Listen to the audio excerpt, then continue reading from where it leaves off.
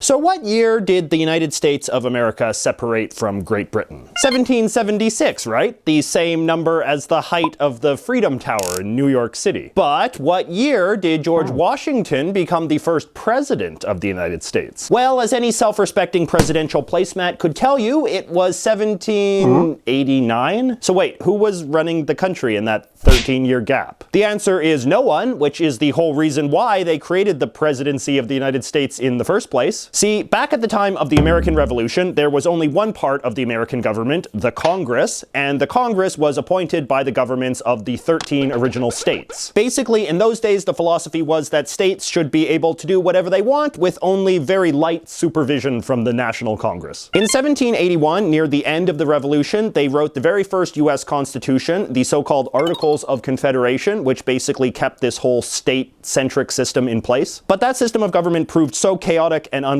that in 1789 they had to write a whole new US Constitution, which is the one that is used today. Okay, fair enough, you may be saying, but from 1776 to 1789, who was the boss of Congress? Well, there was a president of Congress, but he didn't really do anything except for preside over congressional debates, which is why he was called the president.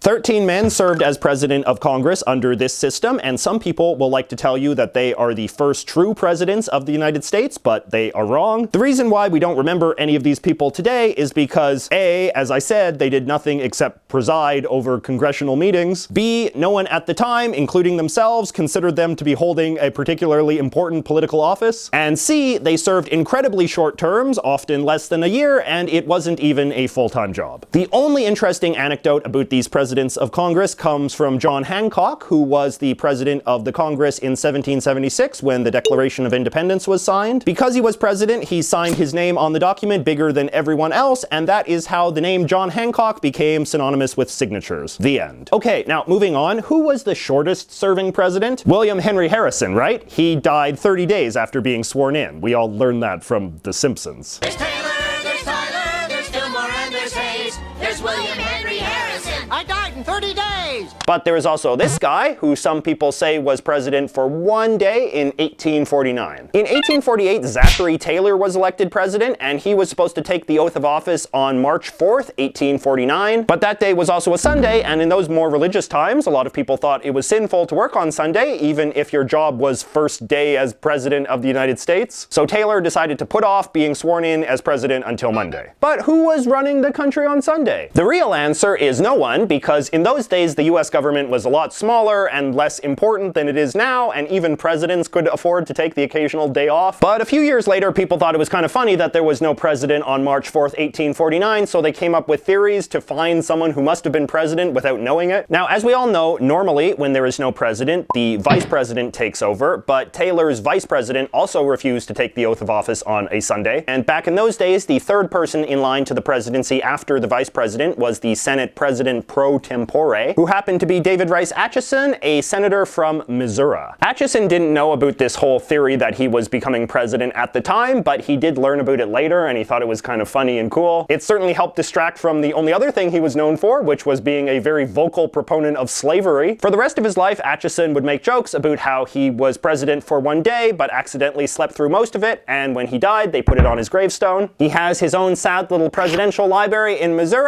and they made a song about him for that horrible show Hysteria. Old Zach Taylor won't work on a Sunday, and that's how Atchison became president for one day. But this whole story is actually just a big load of BS. In fact, if you think about it for more than 3 seconds, you'll realize how it's just a giant paradox. If Taylor wasn't president because he didn't take the oath of office on Sunday, then how could Atchison be president on Sunday if he didn't take the oath of office either? Either taking the oath of office matters or it doesn't. The rule can't apply to one guy and not apply to another guy. Taken to its logical conclusion, this would mean that there was actually a whole bunch of presidents for one day in American history, since in the old days when a president died, it often took a while for anyone to notice. Vice Presidents Tyler, Fillmore, Arthur, and Coolidge, for example, were all sworn in as president a day or two after word got out that the old president had died. So that would mean there would have had to be presidents for a day in all of those times too. But there were in fact 2 men who were actually legally president for 1 day. Actually, even less than 1 day. They were president for a few hours. And you might have heard of them. Their names were George H.W. Bush and Dick Cheney. See, after Kennedy was shot, there was a lot of worry that someday a president might get hurt so badly that he would still be alive but be unable to work as president. So they passed the 25th Amendment, which gave Congress the ability to diagnose a president who they thought was unable to serve, as well as giving presidents the ability to self-diagnose